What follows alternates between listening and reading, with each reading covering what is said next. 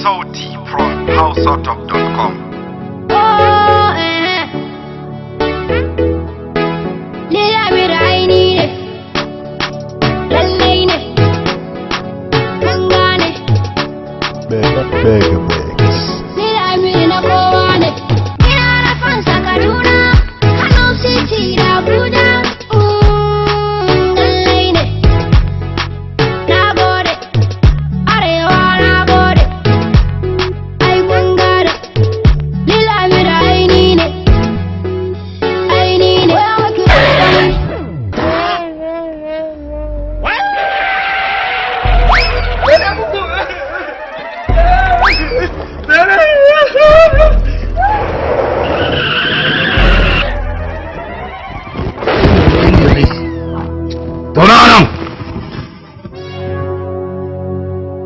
Ga mun kawo sa.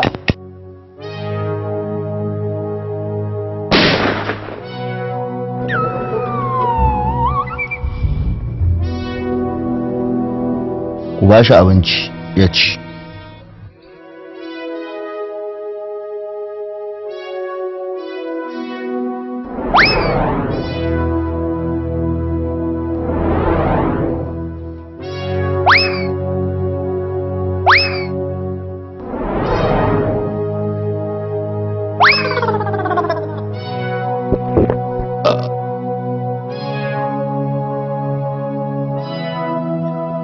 Ku ba da waya ya sa nan ba a kira mahaifin shi.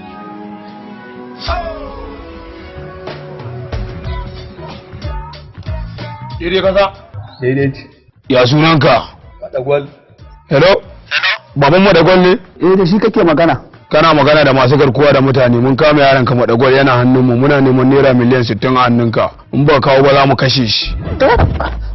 Miliyan 60 yaro? Don Allah kun kashe shi? Ba mu kashe shi ba. Amma in ba kawo ba nan da minti 5 za mu kashe shi. Yaro, don girman Allah, don darajar iyayenka. Yaro, don girman iyayenka, don girman Allah ku kashe shi.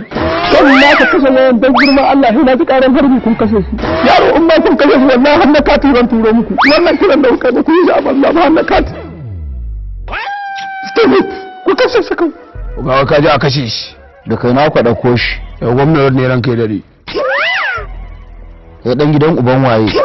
Na dan gidan Aletan ko mai gadi ne. Gadi?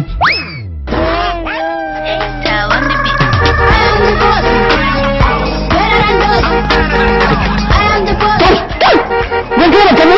Zan kira ka ana ta wani mana? Ta zuna Allah ka bude musu. Sai Alhaji ya ji an kore mu, an samu an taimaka mana muna samun na garin kwaki. Aikin don ya kamo kana ta wani shan libi in an kore mu ba. Kai da kai ba ɗan kwaki. Buɗe musu, buɗe musu, buɗe musu. Buɗe musu, buɗe musu. Kulle, kulle, kulle, kulle, kulle. Zo kulle, wannan ga kulle ma. Wallahi an banda kan tsine ma ka lalace da hayan tsine ma. Kan haukan ya fa haka. To za a shigo ne kake buɗe ya? Kawai duk wanda ya zo ya shiga kawai ba ya an buɗe ba. Rufe musu, zo ka rufe musu, zo ka rufe musu, rufe musu, rufe musu.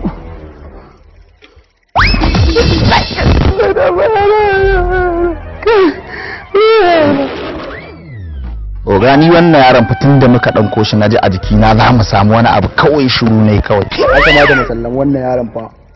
Ka gani shi dan gidan abun kwari ne fa. Ka abin da za mu samu a wajensa. Kai. Tashi ka ware.